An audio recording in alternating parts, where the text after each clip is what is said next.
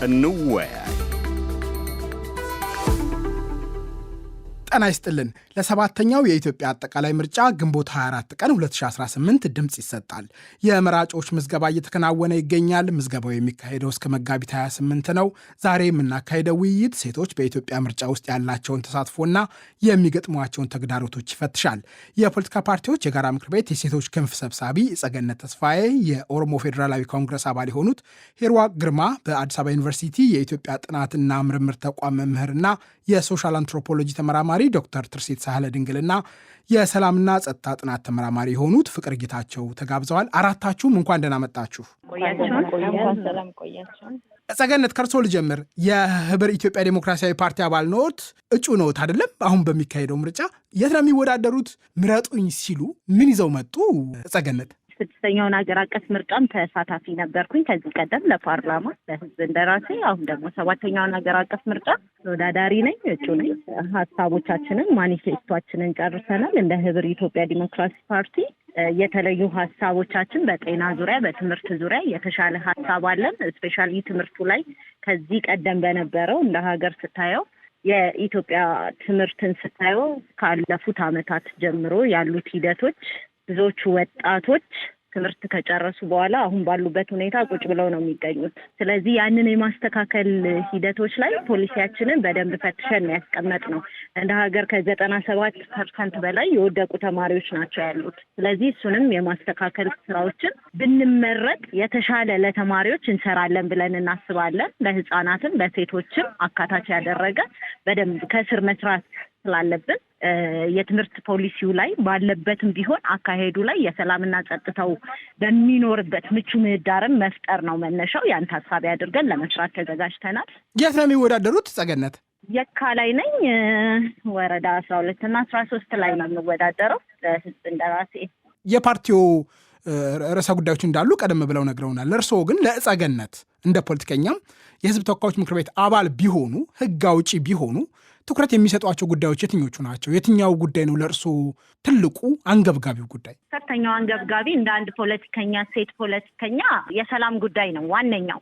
ከዛ ውጪ ደግሞ የኑሮ ውድነት ነው ከፍተኛው ስራ መስራት የምፈልገው ህብረተሰቡ ላይ። የምረጡኝ ቅስቀሳይም እዛ ላይ ይጀምራል። እንደ ሀገር ሰላም መምጣት ሲችል ነው። ከምንም በላይ ደግሞ የፓርቲያችን ፖሊሲ ላይ ስታየው ያለ ብሔራዊ መግባባትና ሀገራዊ እርቅ ሀገር ሰላም አትሆንም ነው ዋነኛው ሞቷችን ማለት ነው። ምክንያቱም ብሔራዊ መግባባት ቢኖር፣ ሰላም ቢኖር ለዚህ ሁላ ውጥንቅጥ ውስጥ አንገባም ብለን ነው መነሻችንም ፓርቲም ስንመሰርት እንደ አንድ ህብር ኢትዮጵያ ዲሞክራሲ ፓርቲ መስራችና ስራ አስፈጻሚ አባል በዛ ወቅትም ስንነሳ የዛሬ ጸገነት አሉ እንወያይ የሚለው ነው። እሺ፣ መሀል ላይ ተቋርጦ ነበረ። የምረጡኝ ቅስቀሳ ጀምረዋል እርስዎ? እንዳይጩ እርስዎ? ጀምሬያለሁ። የምረጡኝ ቅስቀሳ ሳይሆን ያው በአቅራቢያ ላለው ራስን የማስተዋወቅ ስራዎችን ጀምሬያለሁ። ከምርጫ እጩ ተመዝጋቢዎች ካበቁ በኋላ ያው ካምፔን የማድረግ ስራዎች ይኖራሉ። ሚዲያው ላይ ግን ክርክር ጀምሬያለሁ። ነገ የሚተላለፍን ክርክር አለኝ፣ የትምህርት ፖሊሲ። እዛ ላይም ተሳታፊ ነበርኩኝ። ሌሎቹም ላይ ደግሞ የተለያዩ የሚዲያ በግልም ቃለመጠይቆች ነበሩ። እንደ ሴት ሊሳተፉ ያሰቡበትን ኔክስት ምን አስበዋል፣ በመልኩ ነው ካምፔን የሚያደርጉት የሚሉት ጥያቄዎች የነበሩበትን ሚዲያ ላይ ራሴን እያስተዋወቅኩ ይገኛለሁ። ሂሩዋቅ፣ እርስዎ የኦፌኮ አባል ነዎት፣ የኦሮሞ ፌዴራላዊ ኮንግረስ አባል ነዎት። የመወዳደር ሀሳብ ነበሮት? አዎ፣ መጀመሪያ ላይ የመወዳደር ሀሳብ ነበረኝ። ምክንያቱም ፓርቲው እንደሚታወቀው በባለፈው ምርጫ አልተሳተፈም፣ ለሁለተኛ ጊዜ አለመሳተፍ አይችልም። ስለዚህ ፓርቲውን ሰርቫይቭ ለማድረግ ፓርቲ በሚያዘኝ ሁኔታ እጩ መሆን እችላለሁ በሚል ነበረ ራሴን ያዘጋጀሁት። ነገር ግን ፓርቲውን ሰርቫይቭ ለማድረግ አንድ ሰውም ሆነ ሁለት ሰውም ተወዳደረ፣ ፓርቲው ይኖራል በሚለው እኔ ዊዝድሮዋል ላደርግ ችያለሁ። ምክንያቱም አስተያየት ሁኔታ የለም። እንደገና ደግሞ ያው ግልጽና ገለልተኛ የሆነ ምርጫ ይደረጋል የሚልም እምነት የለንም። ስለዚህ ሰላም በሌለበት ሁኔታ ይሄ ምርጫ ትክክለኛ ምርጫ ይደረጋል በሚለው ላይ እምነት ስለሌለን እንደ ፓርቲም እኔም ዊዝድሮዋል አድርጌዋለሁ። ተመዝግበው ነበር በይፋ? የመጀመሪያ ዙር ላይ ተመዝግቤያለሁ። ሁለተኛ ዲጂታል ሆኖ ስም ዝርዝር ይምጣ ሲባል ዊዝድሮዋል አድርጌያለሁ። የማን ውሳኔ ነው? መጀመሪያ ላይ በወረቀት። እሺ፣ የግሌ ነው። ራስዎት ነው የወሰኑት? ራሴው ነኝ። እንደ ፖለቲከኛ ግን ለእርሶ በምርጫው መሳተፍ ትርጉሙ ምን ነበረ? መጀመሪያ ለመወዳደር ሲወስኑ ከፓርቲው ዕጣ ፈንታ ጋር ብቻ የተገናኘ ነው ወይንስ በምርጫው ውስጥ በመሳተፌ ማሳካቸው ጉዳዮች አሉ ብለው አምነው ነበረ? አይ ፓርቲው እንዲኖር ፓርቲውን ሰርቫይቭ ለማድረግ ነው እንጂ አሳማኝ ሁኔታና አስቻይ ሁኔታ ኖሮ አይደለም። ምክንያቱም የሰላሙ ሁኔታ እንደሚታወቀው በ60-80-100 ኪሎ ሜትር ላይ ከአዲስ አበባ በሚረቅ ሁኔታ ምንም የተረጋገጠ ሰላም በሌለበት ሁኔታ ህዝቡ ነፃና ገለልተኛ ዲሞክራሲያዊ የሆነ ምርጫ ይካሄዳልም የሚል እምነት ስለሌለኝ ዊዝድሮል አድርጌዋለሁ።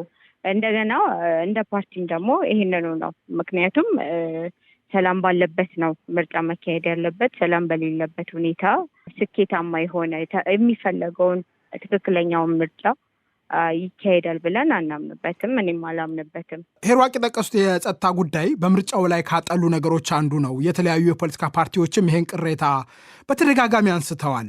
ባለፉት ዓመታት ጦርነት ሲነሳ፣ ግጭት ሲቀሰቀስ ሴቶች፣ ህፃናት፣ አቅመ ደካሞች፣ አረጋውያን ላይ ዳፋው ይበረታል። በተለይ ለሴቶች በምርጫ ውስጥ በቅድመ ምርጫ ውስጥ በድምፅ ሰጪነት በእጩነት ለመሳተፍ የሀገሪቱ የጸጥታ ሁኔታ ምን ያክል ፈታኝ ነው? ፍቅር፣ እርስዎ እንዲህ አይነት ጉዳይ ላይ ጥናትና ምርምር የሚሰሩ ባለሙያ ነዎት። እንዴት ነው የሚመለከቱት ይህን ጉዳይ?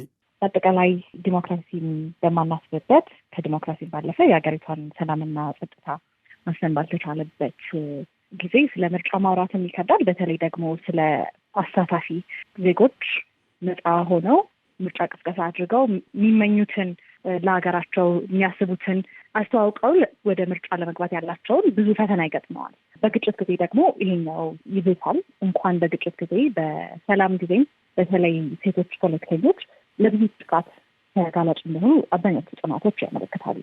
ፖለቲካል ፓርቲ ውስጥ የሚሳተፉ ቫዮለንስ አጋንስት ዊመን ኢን ፖለቲክስ የሚባል ኮንሰፕት አለ፣ በጣም በስፋት የሚነሳ። በምርጫ ጊዜ ደግሞ ይህ በጣም ይሰፋል፣ በጣም አዳጋችም ይሆናል ለሴቶች። ዶክተር ትርሲት አሉ? አዎ አለው። የጸጥታ ሁኔታው ለሴቶች ምን ያክል ፈታኝ ነው? አለመሳተፍስ ምን ይዞ ይመጣል? በዋነኝነት ራስን በማግለልና ቦይኮት አድርጎ መውጣቱ እኔ መፍትሄ ያመጣል ብዬ አላስብም። ማለት የምንፈልገውን አይነት ለውጥ ለማምጣት ትግሉ በጣም ጠንካራ ቢሆንም ነገር ግን እዛ ሆኖ አስቻይ ሁኔታዎች እስኪፈጠሩ ድረስ መታገል ያስፈልጋል የሚል አቋም አለኝ በግሌ። ያንን የምለው ለምንድን ነው?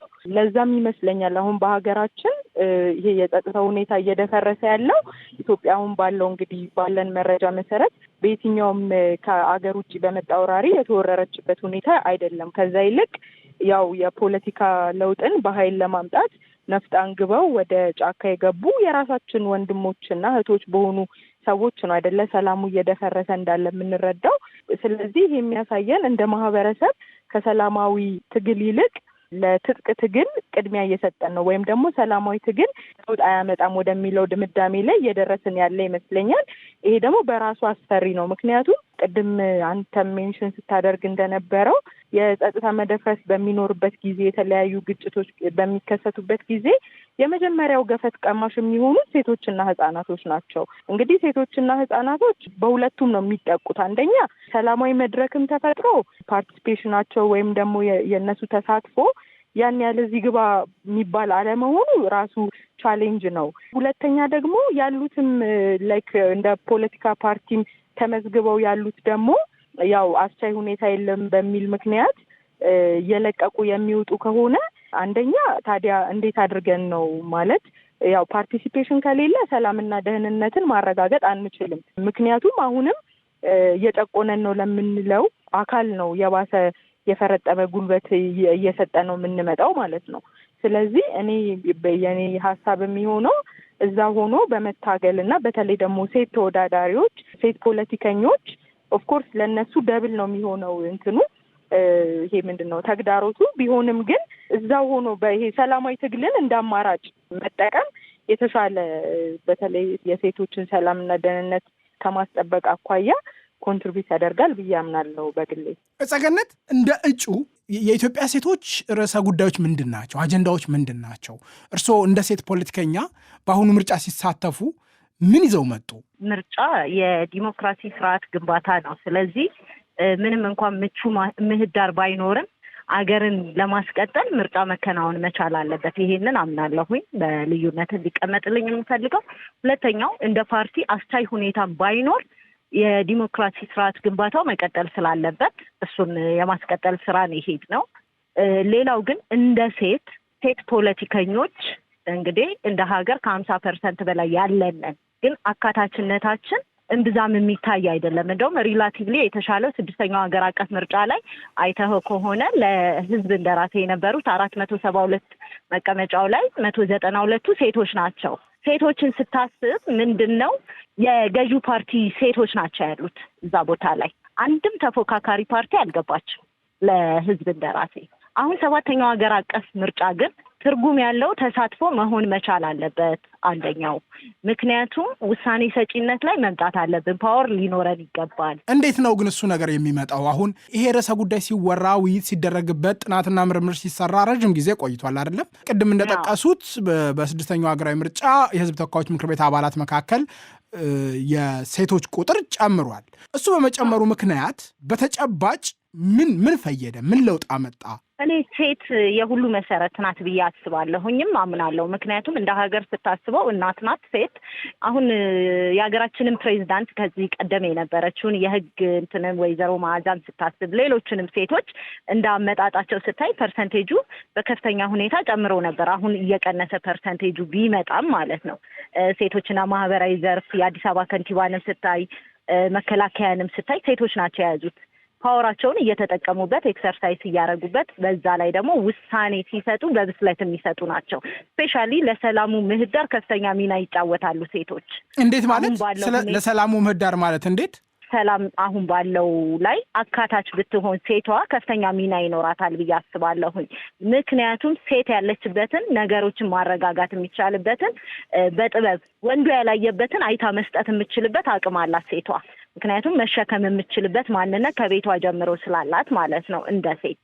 ከዛ ውጪ ደግሞ እንደ ሀገር ስታስበው አሁን ባለው እልቂት ውስጥ ሴቶች አይደሉም ጸባጫሪነቱን የሚያነሱት፣ በከፍተኛ ሁኔታ ወንዶች ናቸው መታየት መቻል ያለበት። ስለዚህ ይሄንን ሴቶች መነሻው ላይ እያንዳንዱ ላይ ፓወር ኖሯቸው ቢጓዙ በዚህ ልክ አይሆንም ብዬ አምናለሁ።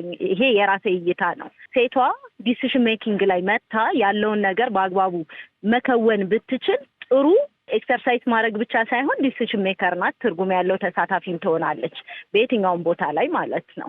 6ኛው ሀገር አቀፍ ምርጫ ላይ ምን ለውጥ መጣ ለተባለው ከቀድሞ ከ5ኛው የተሻለ ነው። ሴቶች ወደ ፊት እንዲመጡ ክቡር ጠቅላይ ሚኒስትሩ ትልቅ ሚና ተጫውተዋል። ከዛም ውጪ ከተፎካካሪ ፓርቲ ሴቶች የገቡ ቢኖሩም ለህዝብ እንደራሴ ባይገቡም ፖዚሽን የተሰጣቸው አሉ በወቅቱ። ይሄ ሊካድ አይገባም እውነት ስለሆነ ማለት ነው። 7ኛው ሀገር አቀፍ ምርጫ ላይ ስትመጣ ሁሉም እንደ ኢትዮጵያ ፖለቲካ ፓርቲ የጋራ ምክር ቤት የሴቶች አደረጃጀት ተደራጅቷል። በከተማም በክልልም ያሉ ስራ አስፈጻሚ አባላት አለ። አልፎም የተለያዩ በዶነሮች የሚገኝ ስልጠናዎች አሉ።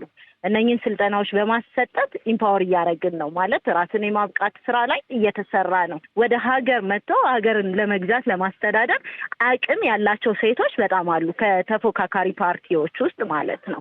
ስለዚህ ይሄንን ትርጉም ያለው ተሳትፎ ከሆነ 7ኛው ሀገር አቀፍ ምርጫ አካታችነት ካለው በአግባቡ ኤክሰርሳይዝ አድርገውት ማየት የሚቻልበት ሁኔታ ይኖራል። እሺ ሂርዋቅ፣ በተጨባጭ የህዝብ ተወካዮች ምክር ቤት አባላት መካከል የሴቶች ቁጥር ሲጨምር ትልልቅ ስልጣን ላይ ሴቶች በመሸሟቸው ምክንያት በተጨባጭ ውሳኔ የመስጠት እና ለውጥ የማምጣት አዝማሚያ ተመልክተዋል ወይ? እውነት ለመናገር የሴቶች ቁጥር ጨምሯል። አዎ እንደጨመረ ይነገራል። ነገር ግን ውሳኔ ሰጪነት ላይ ግን የራሳቸው ትክክለኛውን ሚና ሲጫወቱ አናይም። ያንን ፓወር የላቸውም። በምን ምክንያት ነው? ምክንያቱም አሁንም ቢሆን አባታዊ ስርዓት ነው። ቦታው ላይ ትቀመጥ እንጂ ቦታውን በራሷ ፓወር ኤክሰርሳይዝ የምታደርግበትን ሁኔታ እናይም። ውሳኔ ተላልፎ በትዕዛዝ መልክ የምትፈጽምበት ነው እንጂ እሷም ውሳኔ ሰጪነት አሳታፊ ሆና የምናይበት ሁኔታ የለም። የሴቶችን ውክልና ወስዳ የሴቷን ድምፅ የሴቷ ውክልና በተገቢ ሁኔታ ውሳኔ ስትሰጥ አናይም። ለምሳሌ በሚወጡ አንዳንድ ህጎች ላይም ሊሆን ይችላል፣ ፖሊሲው ላይም ሊሆን ይችላል፣ መመሪያ ላይም ሊሆን ይችላል። ሴቷን አሳትፎ ወይንም ደግሞ በሚሰጠው ዲሲሽኖች ሊሆን ይችላሉ። ሴቷ እዛ ጋር የራሷ ፓወር ኖሯት ውሳኔ ሰጥታ ወይንም ደግሞ እዛ ላይ ተሳትፋ የራሷን ሚና ውክልና ድምፅ ስታሰማ የምናይበት ሁኔታ አይደለም። ከመጣ በኋላ ነው ብዙ ጊዜ ሴቷ ጋር የሚደርሰው። ስለዚህ ሴቶች ወንበሩ ላይ ያሉ ተጨምረዋል። ነገር ግን በዛ ልክ ተሳታፊነትን ወስደው ውሳኔ ሲሰጡ አይታይም፣ እየታየም አይደለም። ዶክተር ትርሲት በህዝብ ተወካዮች ምክር ቤት ሴት እንደራሴዎች የህግ አውጪዎች ቁጥር ጨመረ። የተለያዩ የስልጣን እርከኖች ላይም ሴቶች ተሾሙ። በተጨባጭ ሴቶች በመሾማቸው ወደ ምክር ቤቱ በመግባታቸው ምን አይነት ለውጥ ታዝበዋል? አንድ ጥናት ለማድረግ ሞክሬ ነበረ። በተለይ ጠቅላይ ሚኒስቴሩ የመጡ ጊዜ የካቢኔያቸውን 50% በሴቶች የሞሉ ጊዜ፣ የተለያዩ ተሰጥተው የማያውቁ አዳዲስ ስልጣኖች በተሰጡ ጊዜ ሁላችንም ያው የተሻለ ለውጥ ጠብቀን ነበረ። የሴቶች በቁጥር መጨመር እውነት ፋይዳ አለው የሚለውን ስናይ አዎ ይኖረዋል ማለት ፔሲሚስት መሆን የለብንም። ነገር ግን ስለምን አይነት ሪፕሬዘንቴሽን ነው የምናወራው? ማለት ሴቶቹ ቁጥር ለማሟላት ብቻ ነው የመጡት ወይስ ሲግኒፊካንትሊ ዲሲሽን ሜከርስ ነበሩ? ወይም እዛ መቀመጣቸው 50% ለሆኑት የቀሩት የኢትዮጵያ ሴቶች ለውጥ አምጥተዋል ወይ ብለን ስናይ ምንም አይነት ለውጥ ከማምጣት ይልቅ እንደውም በጣም በፓርላማ ብዙ ሴቶች በሞሉበት ጊዜ በተለያዩ የሀገራችን ክፍል ደግሞ ሴቶች በጦርነት ምክንያት ከቤት ንብረታቸው ሲፈናቀሉ፣ ለተለያየ ጾታዊ ጥቃት ሲጋለጡ፣ ሲሰደዱ አይተናል። ይሄ የሚያሳየን እንግዲህ ሴቶች በቁጥር መምጣታቸው ብቻውን ዋጋ እንደሌለው ነው፣ ፋይዳ እንደሌለው ነው። ሁለተኛ ቅድም እህቴ ሜንሽን ለማድረግ ሞክራለች። የትኞቹ ሴቶች ናቸው ማንን ወክለው ነው ፓርላማ የተቀመጡት የሚለውንም ማየት በጣም ወሳኝ ሆኖ እናገኘዋለን። ምክንያቱም አንዳንዴ እንኳን የማይኖሪቲውን ድምፅ ለማስተጋባት በተለይ አገሪቷ ላይ ያለውን የጸጥታ ችግርና በተለይ ደግሞ ይሄ ከንብረት መውደም ከግድያ እና ከመፈናቀል ጋር የተያያዙትን ችግሮች በሚነሳበት ጊዜ ሴቶቹ ራሳቸው ሲክዱና ሲያስተባብሉ አይተናል። ስለዚህ ይሄ የሚያሳየን ምንድን ነው? ሴቶች በቁጥር እዛ ጋር መቀመጣቸው ያን ያህል ያው ለውጥ እያመጣ አይደለም ማለት ነው። በቁጥር መቀመጥ አንድ ነገር ነው። ነገር ግን ሰብስቴንሻል የሆነ ሪፕሬዘንቴሽን ያስፈልጋል። ወይም ደግሞ የእዛ የሚቀመጡ ሴቶች ሴት ስለሆኑ ኮታ ለማሟላት ብቻ ሳይሆን በትክክለኛ መልኩ በተለይ ግራስሩት ሌቭል ይሄ ታች ያለውን ማህበረሰብ ክፍል ፍላጎት፣ ጉዳት፣ እንደገና እንዲሻሻልለት የሚፈልጉትን ነገሮች ማስተጋባት አለባቸው። ምክንያቱም ተወካይ ማለት እንግዲህ ያው እንደራሴ ነው አይደል ስሙ ራሱ የሚለው እንደራሳቸው ችግር አድርገው ያንን ማቅረብ ሲኖርባቸው እያየን የነበረው ግን ባለፉት 5 ዓመታት እንዲህ አይነት ድምጾች ሲነሱ የማፈን፣ የማጨናገፍ፣ እንደው ወደ ፌዝ የመውሰድ እና የማቃለል አይነት ነገሮች ከሴቶቹ አይተናል። ያው ለዛ ነው እኔ በግሌ ሴቶች በወንዶች ብቻ ነው የሚጨቆኑ የሚለው ነገር አልቀበለውም። ምክንያቱም ሴቶች ሆነውም የሴቶችን ችግር ሲያቃልሉ የነበሩ ሴቶች ሆነውም ሴቶች አልተደፈሩም፣ ጉዳት አልደረሰባቸውም ብለው የውሸት ዘገባ ሲሰሩ የነበሩ ሪፖርት ሲያቀርቡ የነበሩ ሰዎች መመልከት ችለናል አይደለ? ስለዚህ እኔ በዛ መንገድ ነው የምረዳው። በቁጥር መምጣት ጥሩ ሆኖ ሳለ ግን ያው ይህንንም እንትን ማድረግ ያስፈልጋል። እሺ ፍቅር፣ ያለፉት ዓመታት ኢትዮጵያ ውስጥ በነበሩ ግጭቶች ምክንያት በርካታ ሴቶች አስገድዶ መድፈር፣ ወሲባዊ ባርነትን የመሳሰሉ በጣም አስከፊ ጥቃቶች ተፈጽመውባቸዋል። ዓለም አቀፍ ተቋማት የሰነዷቸው የምርመራ ዘገባዎች አሉ ይህን የሚያሳዩ።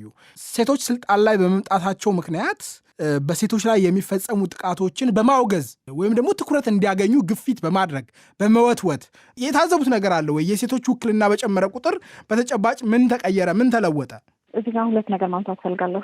አንደኛው ሪፕሬዘንቴሽን የምንለው ነገር ምንድን ነው የሚለው ነው። ውክልና፣ የቁጥር ውክልና አለ፣ ዲስክሪፕቲቭ ሪፕሬዘንቴሽን የምንለው አሁን እየተወያየንበት የነበረው አብዛኞቹ ከኔ በፊት የተናገሩ ሰዎችም ሀሳብ የሰጡበት በቁጥር በደንብ ጨምሯል። ግን ሰብስታንቲቭሊ በሚኖሩ ዲስካሽኖች ውስጥ በኳሊቲ ኦፍ ዲቤት ያህል በዛ የሚለካ ምን ያህል ጨምሯል የሚለውን ሰብስታንቲቭ ሪፕሬዘንቴሽን አለ ወይ ብለን እሱ በጣም አነስተኛ ነው እስካሁን። ሌላኛው ሁለተኛው ደግሞ እንዴት ነው እነዚህ ሴቶች ያላቸው ፖዚሽን ኦፍ ፓወር ላይ የመጡት? በችሮታ የሚሰጥ ሹመት ሲሆን በችሮታ የሚሰጥ ሲሆን ፓርቲያቸው በፓርቲያቸውን ወክለውን አብዛኞቹ ሴቶች ፓርላማ ውስጥ ያሉት የመንግስት ፋንክሽኖች ውስጥ የሚሳተፉት ፓርቲያቸው የሚጠብቅባቸው ነገር አለ። ከዛ በተጨማሪ የሚኖረን ኤክስፔክቴሽን አይደለ ሴት ስለሆኑ ብቻ የሴቶችን አጀንዳዎች የሴቶችን ጥያቄዎች ይዘው ይቀርባሉ የሚል ኤክስፔክቴሽን አለ። which sometimes might not be fair considering እንዴት ነው እነዚህ ሴቶች የመጡበትን ፖዚሽን ኦፍ ፓወር ያገኙት።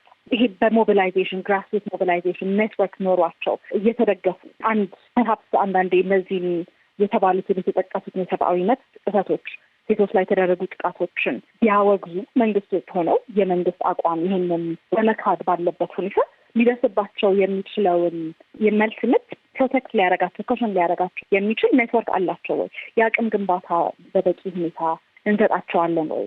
ተሰጥቷቸዋል ወይ? ኤክስፔክት የምናደርግባቸው ምን ኢንቨስት አድርገን ነው የሚለውንም አይነት መጠየቅ አስፈላጊ ነው።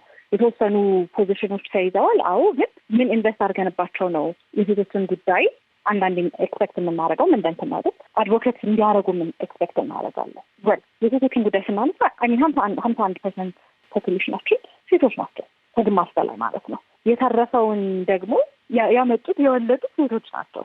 ብዙ የተለየም ጥያቄ አይደለም እኮ አይደለ? የማህበራዊ ፍትህ ጥያቄ ነው የምናነሳው። እነዚህ ስልጣኖች የሚሰጡት እንዴት ነው? ምርጫን አድቮኬት የምናደርገው ሴቶች በምርጫ ላይ መሳተፍ አለባቸው የሚለው ለዛ ነው። ተጻሪነታቸው የዛኔ ለፓርቲያቸው ወይ ለሾማቸው አካል ሳይሆን ለህዝብ ነው የሚሆነው፣ ለመረጣቸው ህዝብ ነው።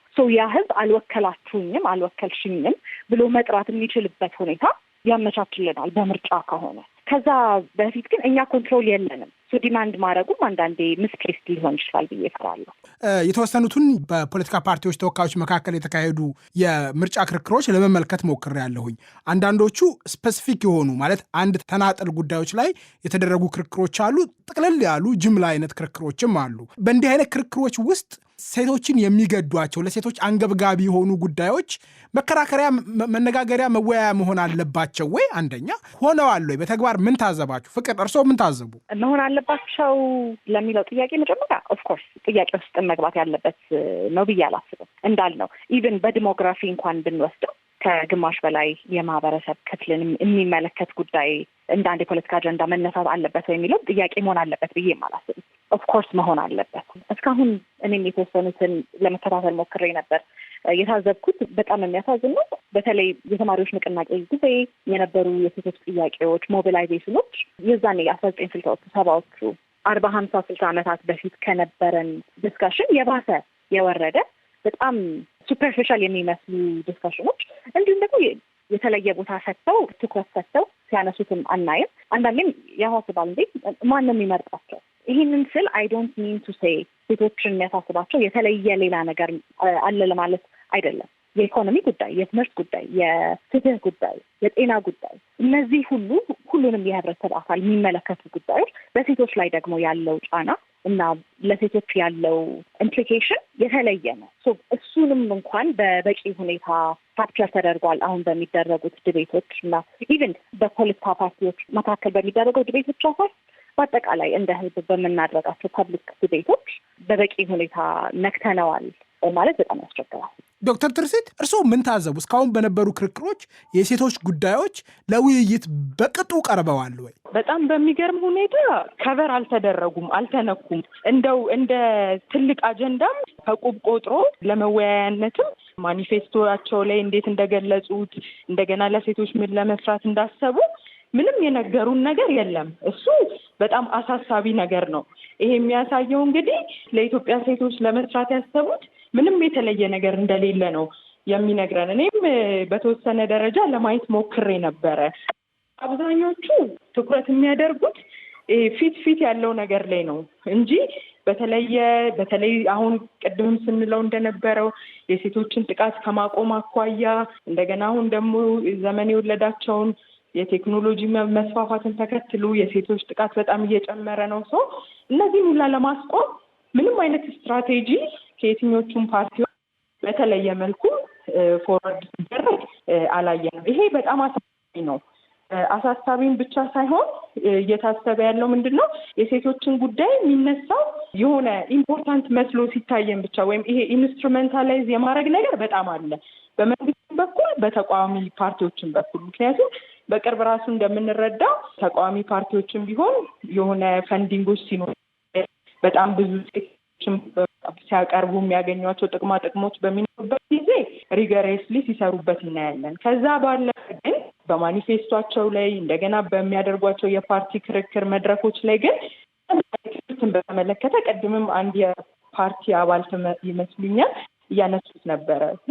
አሁን እሱ ጥሩ ሊሆን ይችላል፣ ግን በዚህ ሌቭል ብቻ ሳይሆን በእያንዳንዱ ነገር በጤናውም ዘርፍ በሰላምና በደህንነቱ ዘርፍ ሴቶች እኮ ካሳ ያስፈልጓቸዋል። ስፔሻሊ ባለፉት ጥቂት ዓመታት እኮ ሴቶች በጣም በተለየ መልኩ አገሪቷ ላይ በጣም ብዙ አይነት ጉዳት ደርሶባቸዋል፣ ተሰደዋል፣ ተፈናቅለዋል፣ የተለያየ አይነት ቫይለንስ ደርሶባቸዋል። ይሄ እኮ ጀስቲስ ይፈልጋል። ዝም ብለን አድበስብሰን ማለፍ ያለብን ጉዳይ አይደለም። ግን ስለሱ እንኳን የትኛውም ፓርቲ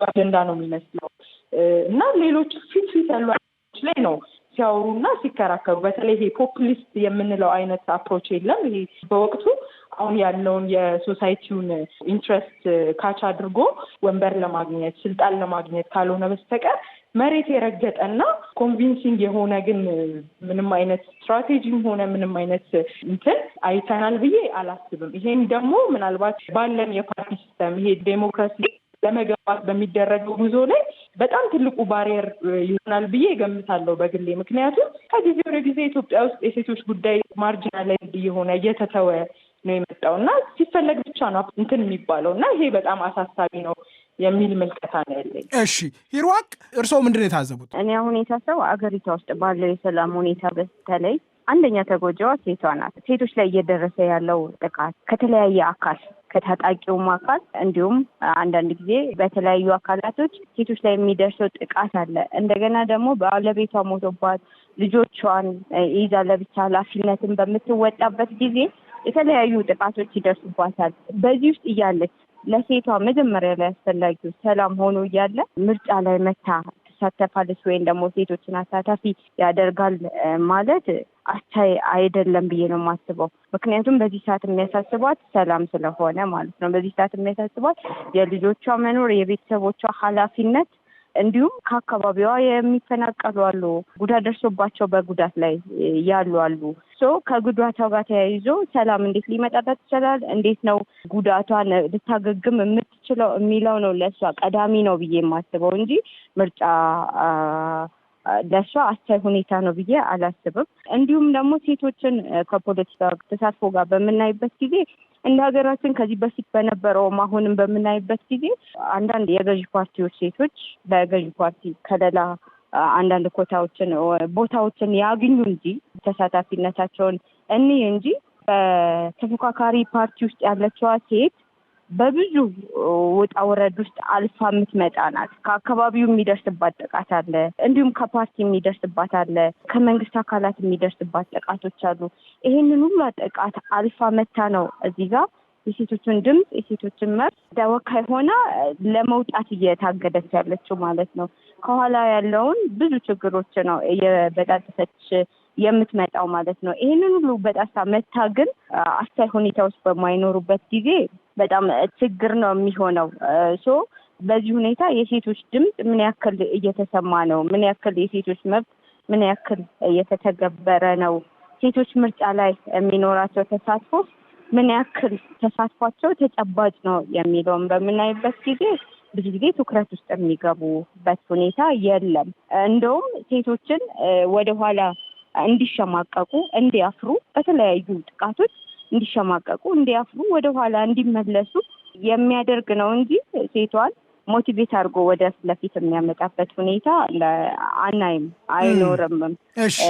ከዚህ ሁኔታ የተነሳ ብዙ ጊዜ ሴቶች ምርጫ ላይ ጉልህ የሆነ ድርሻ ኖሯቸው ተሳትፎ የምናይበት ሁኔታዎች አይኖሩም ማለት ነው። አሁንም ባለው ሁኔታ ምርጫው አዲስ አበባ ላይ ብቻ አይደለም እንደ ሀገር ነው። ነገር ግን አገሪቷ በአሁኑ ሰዓት ሰላማዊ አይደለችም። ከግማሽ በላይ የሚሆኑ ሴቶች ናቸው ከተባለ ሁሉም ሴቶች ተሳታፊ እንዲሆኑ እንደኔ አስተሳሰብ ቅድሚያ ሰላም መምጣት አለበት። በዛ ውስጥ ነው የሴቶችን ተሳትፎ ግንዛቤ ሰጥተን ተሳታፊ እንዲሆኑ አነቃቅተን ሴቶች ላይ መስራት የምንችለው ማለት ነው። አሁን አስቻይ ሁኔታዎች ስለማይኖሩ ሴቶች ወደዚህ ማምጣት ከባድ ሁኔታ ላይ እንዳለ ነው የሚታየኝ። ጸገነት፣ እነዚህን ጉዳዮች ምርጫ ክርክሮች ላይ አጀንዳ እንዲሆኑ ማድረግ ምን ያክል ፈታኝ ነው? መነሻው ቅድም ሁለቱ እህቶች የሰጡትን አስተያየት እንደ አንድ ፊድባክ ቢወሰድም የኢትዮጵያ ምርጫ ቦርድ የራሱ የሆነ የክርክር መድረክ አለው። ይሄ መታወቅ መቻል አለበት። የክርክር መድረኩን ለሁሉም ፖለቲካ ፓርቲዎች እጣ ወጥቶ በተሰጠው እድል መሰረት ነው ክርክሩ የሚከናወነው። እንድታውቁት ፈልጌ ነው። የምርጫ ክርክር እኛ በፈለግነው መንገድ ብቻ ሳይሆን እጣ ወጥቶ ፓርቲው በሚደርሰው ነው ክርክሩ የሚከናወነው። አሁን ግን ሚዲያዎች በራሳቸው በመጥራት በዚህ ዙሪያ ክርክር አለ ተዘጋጁ በሚለው በ3 ቀንና በ4 ቀን ውስጥ ባለ ዝግጅት የሚወጣ ነው። ርዕሰ ጉዳዮቹን የሚወስኑት የመገናኛ ብዙሃኑ ናቸው። አሁን እየወሰኑ ያሉት የመገናኛ ብዙሃኑ ናቸው። አንደኛው። ሁለተኛው ደግሞ ኔክስት ታይም ያለውን ክርክር ምርጫ ቦርድ ኦልሬዲ ጨርሷል። የምርጫ እጣ ሁሉም ፖለቲካ ፓርቲ አውጥተን ጨርሰናል። ስለዚህ በዛ ታሳቢ ሆኖ ነው የሚቀጥለው። አንድ ሚዲያ ብቻ ነው የምርጫ ክርክር እጣ እንዲኖር ላስት ዊክ አድርጎ፣ እሱም ገና አልጀመረም። ዚስ ዊክ መጨረሻ አካባቢ ነው ክርክሩ የሚጀምረው እንጂ ሌሎቹ የሚዲያ እንትኖች በራሳቸው በዚህ ክርክር አለ ተዘጋጁና ቅረቡ ብለው 3-4 ቀን ታይም በሰጡበት በዛ መድረክ ላይ ነው ክርክሩ እየተከናወነ ያለው። ሌላው ለምሳሌ አንድ ሰው ለህዝብ እንደራሴ ሲወዳደር ሴትን ብቻ ወክሎ ሳይሆን ሙሉን ህብረተሰብ በአካባቢው ላይ ያለበት የመኖሪያ ሂደቱ ከ6 ወር በላይ ያለፈ ወንድንም ሴትንም አዛውንትንም እናትንም ወክሎ ነው የሚወዳደረው። ስለዚህ የሴቷን ብቻ ለይቶ ይከራከራል ተብሎ ሊታሰብ አይገባም። እጣው ከደረሰው ግን የሴት አለ የአካል ጉዳት አለ ክርክር ውስጥ ማለት ነው። እንድታውቁት ፈልጌ ነው። ያንን አካታች አድርጎ የደረሰው ፓርቲ ያንን ዲቤት ያደርግበታል። ግን በየትኛውም ክርክር ላይ በጤናም ብንለው በትምህርትም ብንለው ያሉት ክርክሮች ላይ በሙሉ ስለ ሴት ተነስቶ አጀንዳውን አድቮኬት ማድረግ ትልቅ ነገር ነው። በተለይ ከሴት ጥቃት ጋር ባለው ሂደቶች ውስጥ ማለት ነው። ሌላው እንደ ኢትዮጵያ ፖለቲካ ፓርቲ የጋራ ምክር ቤት የሴቶችን ውክልና ወስደን በሙሉ በከተማም በክልልም ያለውን የተለያዩ ስልጠናዎች ይሰጣሉ ከሴት ጥቃት ጋር አንጻር ማለት ነው። ይሄ ባለበት ሁኔታ የሰላም ሚኒስቴር ባዘጋጀው ስልጠና ላይ ከምርጫ ጋር በተያያዘ አንዳንድ ፓናል ዲስከሽን ነበረ ከዚህ ቀደም። እዛ ቦታ ላይ ባለው አስቻይ ሁኔታ ስለሌለ በተለይ ለምርጫ የሚወዳደሩ ሴቶችን አንስተን ነበረ። ምክንያቱም እንደ ሀገር ክልል ላይ ያሉ ሴቶች ብዙ ጥቃት ይደርስባቸዋል። እንደ ቀላል የምናየው አይደለም። ከ6ኛው ሀገር አቀፍ ተሞክሮ ብዙዎቹ ከፖለቲካው ዓለም ወጥተው ቀርተዋል። እኔ አሁን 6ኛው ሀገር አቀፍ ላይ የማውቃቸው ሴቶች ኦልሞስት ከ75% በላይ የሉም ዛሬ ላይ። ይሄ ምንድነው ያለው ነባራዊ ሁኔታ ምቹ ምህዳር ስላልሆነ ካለባቸው ስጋት ነው የሸሹት ፖለቲካውን። አሁን ላይ ባለው ክርክር ውስጥ በሙሉ የሴትንም የሴት አካል ጉዳተኛንም ሌሎችንም አካታች ያደረገ የወጣትንም ሁሉንም አካታች ያደረገ ዲቤት ይኖራል። ሲኖር በዛ ሰዓት በደንብ በልዩነት መውጣት ይችላል ጎልቶ። ግን በሁሉም መድረኮች ላይ የሴቶችን ጠቅሶ ማለፍ ይቻላል። ያለውን ጥቃትንም አሳውቆ ዲቤት ማድረግና የሴቷን ሚና ማሳወቅ ይቻላል። የጋራ ምክር ቤቱ የሴቶች ክንፍ ሰብሳቢም ስለሆኑ የጋራ ምክር ቤቱ አመርቂ ነው ብሎ ያምናል። የጋራ ምክር ቤቱ ተደጋጋሚ የሴቶች ጥቃትን በአንድም በሌላም መንገድ በከተማም በክልልም ያለችውን በጣም በተደጋጋሚ ይወያይበታል። ሆኖም ግን ወደ አደባባይ ወጥቶ አድቮኬት የማድረግ ስራ ተሰርቶበት አያውቅም። ይሄ አመርቂ ነው ብዬ አላምንም። ይቀረናል። ምክንያቱም ጥቃቱ ከፍተኛ ነው። ሴቷ ላይ ያለው ጥቃት በተለይ አሁን ላይ ደግሞ ተደራራቢ ጥቃቶችን ነው ሴቷ ላይ የምንሰማው። አፈጻጸሙንም ስታየው እንደ ህግ ከህግ አንጻርም ደግሞ ተግባራዊ የሆኑ ህጎች ተገቢ ናቸው ብለን አናምንም። ይህ አካሄድ ትክክል አይደለም፣ አመርቂ አይደለም። ሆኖም ግን እኔ የማምንበት ነገር ምንድን ነው ሴቶችን ያላካተተ ትርጉም ያለው ተሳትፎ ያልሆነ ሂደቶች መከናወን የለባቸውም ብዬ አምናለሁ። ዋናው ተልኳችን የምርጫ ጉዳይ ስለሆነ ማለት ነው አሁን ላይ። ስለዚህ እያንዳንዱ ፖለቲካ ፓርቲ ውስጥ ያሉ ሴቶች ሁሉ ሊወዳደሩ በሚመጡበት ሰዓት ሄት ስፒቾች አሉ፣ የተለያዩ አታክ የሚያደርጓቸው በተለያየ መንገድ ሴቶችን ከቤቷ ይጀምራል፣ ከአካባቢ፣ ከስራ ቦታ እንዲሁም ደግሞ በፖለቲካ ፓርቲ ውስጥም የተለያዩ ችግሮች አሉ። ሴቶችን አታክ የሚደረጉበት መንገዶች ይሄ መቀረፍ አለበት። እንደ ሀገር ደግሞ ምቹ ምህዳር በሌለበት ሁኔታ በክልል ውስጥ ያሉት ጥቃቶች ሊደርስባቸው የሚችሉበትን መንገዶች መቀነስ መቻል፣ መንግስትም የራሱን ድርሻ መወጣት አለበት። ሁላችንም በሰላም ላይ የየራሳችንን ባለድርሻ አካላት በሙሉ መስራት አለብን ብዬ አምናለሁ። ምንም እንኳን መንግስት ያንበሳውን ሚና ቢጫወትም እኛም ደግሞ በበላይነት መተጋገዝ መቻል አለብን። ሰላምን ለማምጣት አንድ መንግስትን ብቻ መጠበቅ የለብንም። በጋራ ነው መታሰብ ያለበት ብዬ ነው እኔ የማምነው። የኢትዮጵያ የምርጫ ፖለቲካ በተለያየ ውጣ ውረድ ውስጥ ነው ያለፈው። 97 የተካሄደው ምርጫ ውጤቱ አላማረም። ከዛ በኋላ ኢህአዴግ 100% አሸነፈ። ያለፈው 6ኛው አጠቃላይ ሀገራዊ ምርጫ በግጭት ድባብ ውስጥ ነው የተካሄደው። አሁንም ከግጭት የተላቀቀ አይመስልም። ምርጫ እንደ መፍትሄ ይቆጠራል ወይ? ዶክተር ትርሲት እንደ አማራጭ መፍትሄ ለመፍጠር ለውጥ ለማምጣት ድምፅ መስጠትን እንደ አንድ አማራጭ ይወስዱታል ወይ? እኔ ይወስዱታል ብዬ አላስብም። ምክንያቱም አሁን ስለ ምርጫ በምናወራበት ጊዜ አንደኛ በተለይ ንቃተ ህሊናው በሌለበት ሁኔታ ምክንያቱም አሁን ለምሳሌ የምርጫ ምዝገባ ሰሞን ላይ ነው ያለነው አይደለም። ምናልባት አንተ እዚህ ስለሌለ ነው እንጂ ከተማዋ ላይ ባሉ ቢልቦርዶች በሙሉ ለምርጫ ምዝገባ ቅስቀሳዎች እየተካሄዱ ነው። እንግዲህ ይሄ ስለ አዲስ አበባ ነው የምናወራው። ከዛ በኋላ ደግሞ ሌሎቹን ክልሎች ደግሞ በምናይበት ጊዜ በተለይ ደግሞ ወደ ሰሜን አካባቢ ያው አብዛኛው ቦታ አሁን ባለበት ሁኔታ ምንም አይነት ምርጫ ያካሄዳሉ የሚል ግምት የለም። መቼም ያው ኢምፔሪካል የሆነ ኤቪደንስ ባይኖርም ያው እንደ ዜጋ የምንረዳው ነገር አለ። ይሄ ሁላ ነገር ባለበት ሁኔታ አሁን ምርጫ መፍትሄ ይዞ ይመጣል ወይም ደግሞ ሴቶች ምርጫ ላይ ያን ያህል ሪሊያንስ አላቸው ወይ ብለን በምንጠይቅበት ጊዜ እንደ አጋጣሚ እኔም ኢንፎርማሊ ከጓደኞቼም ጋር በማደርገው ውይይት የምረዳው ነገር ሴቶች በተለይ ምንም የመመዝገብም የመምረጥም ፍላጎት አያሳዩም። ያ ደግሞ ከምን የመጣ ነው? አንደኛ ሲስተሙ ላይ ያለን እምነት ከጊዜ ወደ ጊዜ በመሸርሸሩ፣ ሁለተኛ ደግሞ ቅድም አንተም ለመግለጽ እንደሞከርከው ከዚህ በፊት ያው ተሞክሯችን ላይ አይደለ አሁን የምናደርገው ነገር የሚወሰነው።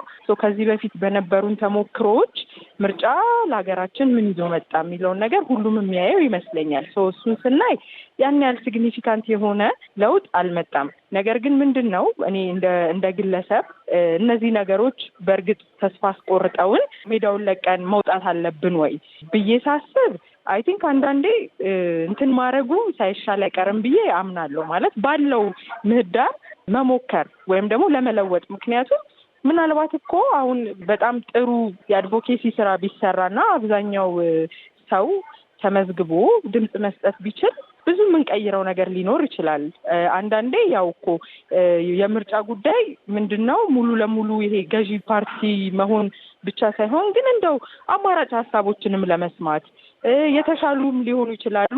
ሌሎች ሀሳቦችንም ኢንተርቴይን ለማድረግ ይሄ ነገር በጣም ያስፈልገናል። አሁን ግን ምንድነው ትንሽ አስቸጋሪ የሚሆነው ነገር ሲስተሙ ላይ ሪላያንስ አለመኖሩና ዲስፐሬት መሆናችን ይሄ ነገር ምንም አይነት መፍትሄ ይዞልን አይመጣም ብለን ማሰብ መጀመራችን ሀገረ መንግስቱንም ለማስቀጠል በጣም ትልቅ ተግዳሮት ይሆናል ብዬ አምናለሁ። ስለዚህ እንደኔ ምንድነው ማስበው ቢያንስ ድምጽ መስጠት ብንችል። ምክንያቱም ይሄ እኮ አንዱ መብታችንን ኤክሰርሳይዝ የምናደርግበት መድረክ ነው ብዬ አምናለሁ። ግን ደግሞ እሱም ድምጽ መስጠቱም ምዝገባውም የራሱ ሊሚቴሽኖች አሉት። ለምሳሌ አሁን በኦንላይን ምርጫ በሚባል አፕሊኬሽን ይጀመራል ተብሎ ነበር። አንፎርቹኔትሊ አይሰራም። ሁለተኛ ደግሞ ሰዎች ስጋት አላቸው። ምክንያቱም ዲጂታይዝድ የሆነውን ነገር ምን ያህል እናምነዋለን፣ ምን ያህል ጄኒውን ነው የሚለው ነገር እሱም ሲስተም ላይ ሰው ጥርጣሬ አለው። እነዚህ ነገሮች እንደው የተወሰነ ቢያንስ ሙሉ ለሙሉ ባይቀረፉ ትንሽ እንኳን ማኔጅ መደረግ ቢችሉ እና ሰዎች መሳተፍ ቢችሉ አትሊስት እንቀይራለን። ካልሆነ ግን እኔ የሚያሰጋኝ ነገር ምንድነው ሰው በሀገሩ ተስፋ ከቆረጠ በጣም ከባድ ነው። በሀገር ተስፋ አይቆረጥም እና ባለው ሁኔታ ሁሉ እኔ መሞከር አለብን ብዬ ነው ማምነው። ኦፍኮርስ ችግሮች አሉ፣ ግን መቀጠል አለብን ብዬ አምናለሁ። እሺ ፍቅር፣ ምርጫ እንደ መፍትሄ ማበጃ ስልት ይቆጠራል ወይ? ብቸኛው አማራጭ ላይሆን ይችላል አይደለምም፣ ግን እንደ አንድ አማራጭ በደንብ ልናየው የሚገባ ነው ብዬ አስባለሁ። ከዚህ በፊት ከተናገሩት ተናጋሪዎችም ጋር አንድ ልዩነት ያለኝ አይ ዶንት ቲንክ ምርጫን እንደ ትርፍ ነገር ማየት እንደ ለግዠሪ ማየት ያለብን አይመስለኝም እና ነገሮች እስከሚመቻቹ መጠበቅ ያለበት አይመስለኝም። እንደዛ ከሆነ ሜቢ ለዘላለም እየጠበቅን ሳንመርጥ ልንቀር ነው ለዘላለም መጠበቃችን ነው። ወይም ደግሞ ሁሉ ነገር የተመቻቸ ከሆነ ምርጫም ፋይዳ ላይኖረው ይችላል። ምርጫ አንዱ አስፔክቱ ፍረስትሬሽንን መግለጫ ነው አይደለ? ደስተኛ እንዳልሆንን መግለጫ፣ ምን እንደምናስብ የህብረተሰቡን ትኩሳት መለኪያም ሆኖ ያገለግላል። እሱንም መጠቀም አንችልም ማለት ነው ከተው ነው። አንድ እዚህ ጋር በስነ ስርዓት እንትን ማለት ያለብን የሚመስለኝ የሲቪል ማህበራትን ሮል ነው በዚህ ውስጥ። በተለይ በፊትም በ1992 በተደረገው ምርጫ ቀጥሎም በነበሩት ምርጫዎች ኢንክሉዲንግ ባለፈው ስድስተኛው ሀገራዊ ምርጫ ላይ የሲቪል ማህበራትን ሚና በደንብ አይተነዋል። የኔዋ ኔትወርክ ኦፍ ኢትዮጵያን ውመንስ አሶሲዬሽን የሚባል አንድ የሲቪል ማህበረሰብ ተቋም የተለያዩ የፖለቲካ ፓርቲ ውስጥ የሚሳተፉ ሴቶችን አንድ ላይ በማምጣት የኢትዮጵያ ሴቶች ማኒፌስቶ አውጥቶ ነበረ። ምን ያህሎቻችን እንደምናውቀው ኦር ማኒፌስቶ እንዳነበብን እርግጠኛ አይደለሁም። ግን የሴቶችን ጉዳይ ከምርጫ ጋር ያላቸውን ሪሌሽን ሞቢላይዝ ለማድረግ የሲቪል ማህበረሰብ ሚናም ትልቅ ነው እና አሁን እያየነው ያለነው የሲቪክ ምህዳሩ መጥበብም እዚህ ላይ ህብረተሰቡ ምርጫን እንደ አንድ አማራጭ እንዳያየው፣ ተስፋ እንዲቆርጥበት፣ ለተበላ እቁብ ለምን አዋጣለሁ የሚል አተያይ እንዲኖረው ኮንትሪቢዩት ያደረገ ይመስለኛል። ነገር ግን ለውጥ ይመጣል፣ የስርዓት ለውጥ ይመጣል ብለን ባናስብበትም እንኳን መብትን ኤክሰርሳይዝ ማድረጉ ዶክተር ተሽት እንዳሉት በስርዓቱ በሂደቱ ማለፉ እና አንዳንዴም ደስተኛ ለመሆናችን መግለጽ። አንዳንድ ቦታዎች ላይ ፕሮቴስት ባሎቶች አሉ አይደለም። ኢቭን ባሎቶቹን ባዶ በመተው ሊሆን ይችላል። መምረጥ እንፈልግ ነበረ፣ ግን ለእኛ የሚሆን ይበጀናል ብለን የምናስበውን ምርጫ ስላልሰጣችሁን አልመረጥንም ብለን ደስተኛ እንዳልሆንንም ማሳያ አንድ ሊሆን ይችላል።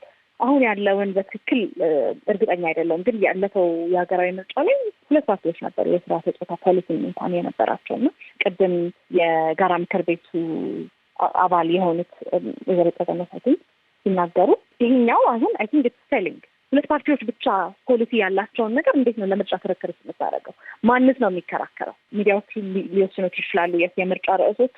ከዛ ደግሞ የሌላቸውን ፖሊሲ ምን ብለው ነው የሚከራከሩት ፖለቲካል ፓርቲዎች? ጸገነት፣ እርስዎ ስሞትም ስለተጠቀሰ ምን ታዝበዋል እርስዎ? ያው እንግዲህ የምርጫን ሳይክል ስናየው ቅድመ ምርጫ አለ፣ ምርጫ አለ፣ ድህረ ምርጫ አለ። ቅድመ ምርጫ ላይ ቀድሞ ኢንአድቫንስ የተለያዩ ስልጠናዎችንም ስንወስድ ነበረ። በተለያዩ ፖለቲካ ፓርቲ ውስጥ ያሉ ሁሉም እጩ ይሆናሉ ተብሎ የሚታሰቡትን ትሬኒንጎች ይሰጥ ነበረ።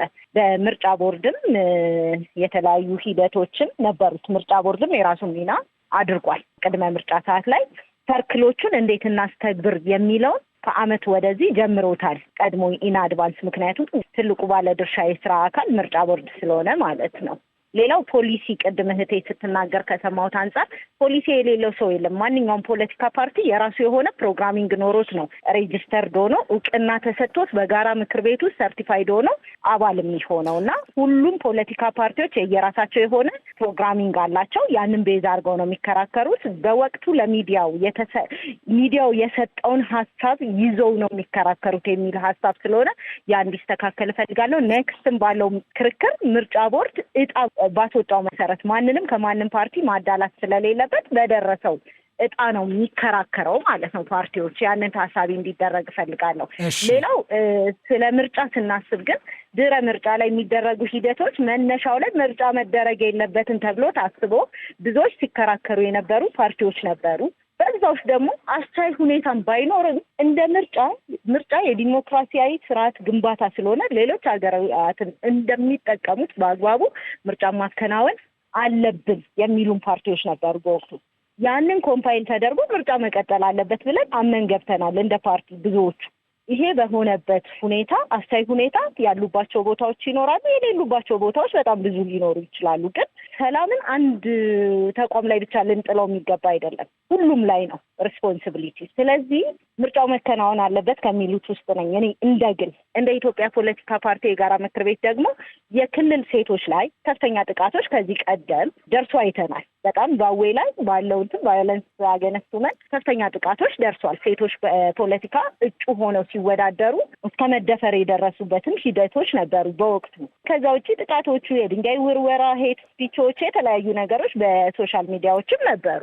አሁን ግን ያንን ራሱ ለመቅረፍ የሚቻልበትን መንገዶች ለምሳሌ ሶሻል ሚዲያውን ከሜታ ጋር እየተነጋገርን ነው። አሁን ካለው ከዚህ በኋላ ካምፔይን ሲደረግ በሶሻል ሚዲያ ውስጥ ያሉትን ጥቃቶች ማጥፋት እንዲቻል ወዲያው ማለት ነው እንደ ጋራ ምክር ቤትም ማለት ነው። ሌሎቹንም ስልጠናዎችን ሚዋሚዩኑመንም የተለያዩ እኛ ወደፊት እንድንወጣ ብዙ የተለያዩ ስልጠናዎችን እያመቻቸ ነው። ምርጫ መኖር አለበት ከሚሉት ውስጥ ነው እንደ ኢትዮጵያ ፖለቲካ ፓርቲ የጋራ ምክር ቤት አምኖበት ነው የገባው እንደ ግል ብቻ ሳይሆን። እዚህ ጋር ግን ምቹ ምህዳር የለም ብለን ኮንክሉድ ማድረግ ብቻ ሳይሆን ምቹ ምህዳር ባይኖርም ስርዓቱን ማስቀጠልና በአግባቡ ታማኝነት ኖሮን ማስፈጸም መቻል አለብን። ከምርጫ በኋላ ያለው የምርጫን ፕሮሰሶች ውስጥ ካምፔይን ሰዓት ላይ ያለውን ሰላምን የተለያዩ ባለድርሻ አካላቶች በሙሉ ተቋማት ኃላፊነታቸውን በአግባቡ መወጣት አለባቸው። ምክንያቱም እንደ ሀገር ስለሚመለከተን። ከምርጫ ሰዓት በኋላ ግን ያለችዋን እንዲያዝልኝ የምፈልገው አሁንም ማንም መራጭ የቀረው 12 ቀን ነው። ሁሉም የራሱን ኃላፊነት መወጣት አለበት። እንደ ሀገር መብቱን መጠቀም መጠቀም መቻል አለበት። የምርጫ ካርድ መውሰድ አለበት። መምረጥ የሚገባው ለይቶ አውቆ ተቀምጦ የምርጫ ቀን መምረጥ መቻል አለበት። ከዛ በኋላ ያለውን ፕሮሰስ ግን ከምርጫ በኋላ ያለውን ቆጠራ ታማኝነት ሊኖረው ይገባል የሚለውን ነው መስጠት የምፈልገው። እሺ ሂሩዋቅ፣ የመጨረሻ ሀሳብ። ሴቶች ከነዚህ ችግሮች ወጥተው ከማህበራዊና ባህላዊ እንቅፋት፣ የትምህርትና የመረጃ እጥረት፣ የኢኮኖሚ እጥረት እንዲሁም ደግሞ የህግና የተቋማትን ችግር ተላልፈው የፖለቲካ ጥቃትንና ማስፈራራትን አልፈው ምን ማድረግ አለባቸው? ህግና ፖሊሲዎች እንዲሻሻል ጫና ማድረግ አለባቸው። ለምሳሌ ምርጫ ቦርድ አልጸደቀም እንጂ የኮታን 30% የሚል አስገብቶ ነበረ፣ ባይጸድቅም ማለት ነው። አሁንም አልጸደቀም ብሎ መተው ሳይሆን ደጋግሞ ያንን ማንሳት፣ ህግ እንዲሻሻል ማድረግ።